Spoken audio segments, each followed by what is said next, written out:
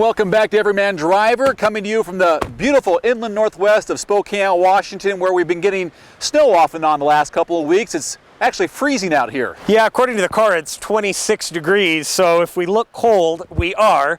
Make sure to subscribe to our YouTube channel right above my finger to receive all of our new video uploads. We produce new videos every day, Monday through Friday, and this week we're reviewing the 2013 Chevy Malibu LTZ, the first ever Malibu with a turbocharged powertrain. This thing is fast. Yeah, we'll tell you all about this new engine in here.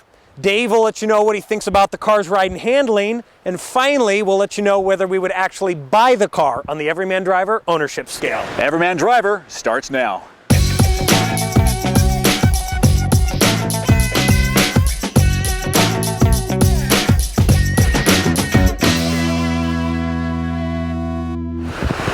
The power plant in the new Malibu is an Ecotec 2-liter 4-cylinder with a twin scroll turbo. This has also got dual overhead cams. The whole engine is good for 259 horsepower with 260 foot-pounds of torque, which is pretty darn fast. Now, before we get to the MPGs, more on this twin scroll turbo engine we got here, because that's a new term. Yeah, you'll hear twin scroll, sometimes you'll hear it called two-stage. All it means is that there's two inlets leading into the turbine, a primary and a secondary.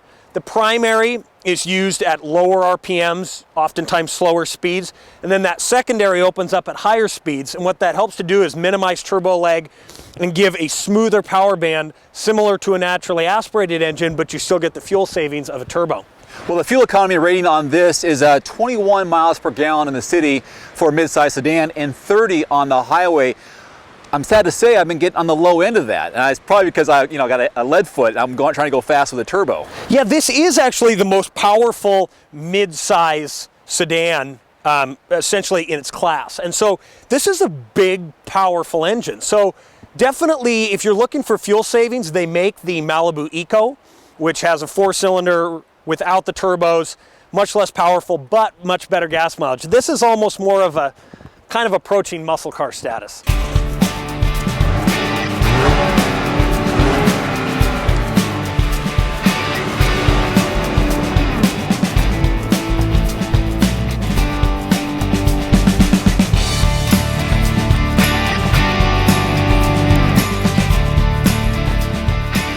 Well, we got pretty lucky here with the roads in Spokane. These aren't too difficult to drive on. Let's talk about ride and handling.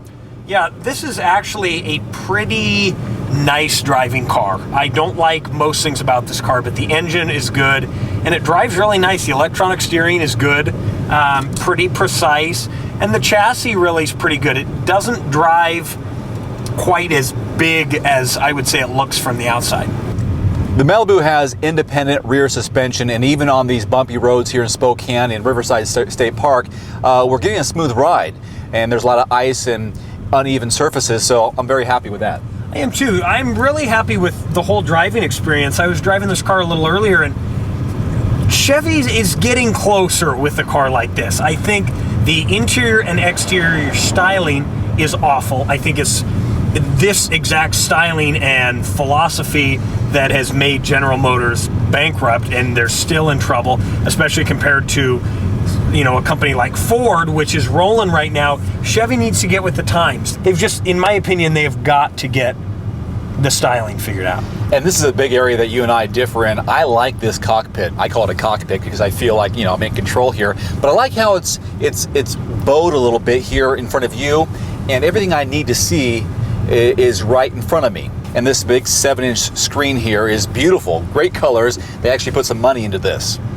Yeah, the screen's nice. The screen's fairly big. I guess it's fine. I just know this two-toned leather just looks disgusting with this clearly fake wood and this weird trim here. I just think the whole thing, if this was in your house, you would never put this interior in your house, which is why you should never put this interior in your car. This chunk right here, just the straight center dash, this part's fine.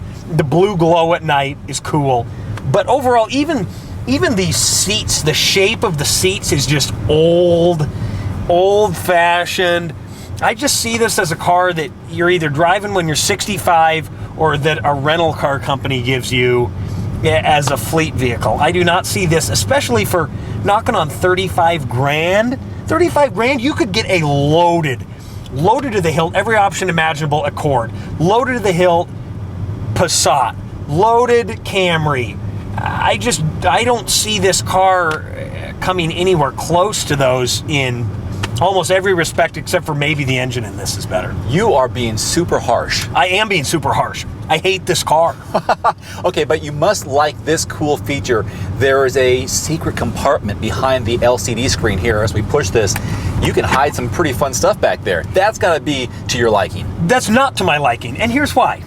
It's a neat feature, and everybody goes, oh, it's a secret compartment. The problem is every YouTube review highlights that compartment. So if I'm a robber, the first thing I'm now going for on a Malibu is this compartment, because I know that that's where the iPhone and the designer sunglasses are. Okay. So even that, I'm not going to sign off on.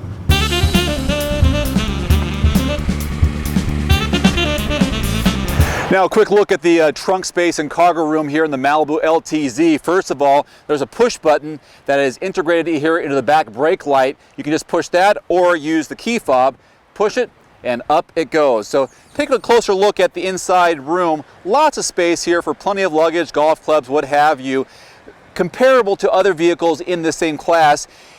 A maximum cargo room space of 13 cubic feet, about, give or take 0.2 or 3.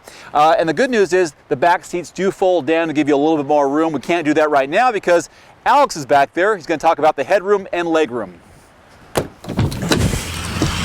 Room here in the back seat of the Malibu is really pretty bad. There's 1.5 inches less headroom and about 5 inches less legroom than there is in the front seat. So my knees are touching this back seat, and that really surprises me because this is a big, fat, bulbous sedan from the outside, but on the inside, especially in the back seat, it's really pretty cramped. So the MSRP here on the 2013 Chevy Malibu LTZ with a turbo is just over 30 grand. As tested, is just over $34,000. So on the Everyman driver ownership scale of 0 to 72 months, Alex, what do you give this bold beast of a vehicle? I give this 24 months, and that's being generous. The only reason I'm giving it 24 months is because I like the engine, and this thing actually drives pretty decent, but it's too big. It's too just bulky, ugly. The interior is disgusting looking. This is everything that's wrong with American cars. So 24 months, don't want it. I want to give this one 48 months. I was on the fence between 48 and 60, but and that's the only reason why is because gas mileage. I want a little better gas mileage, but I do like the way it looks. I like this bold front. And I think it's a big enough vehicle for cargo space in the back. And I think legroom and headroom, you sacrifice that in the back seats, but I spend most of my time driving or in the passenger seat. So I feel comfortable saying 48 months on the Chevy Malibu.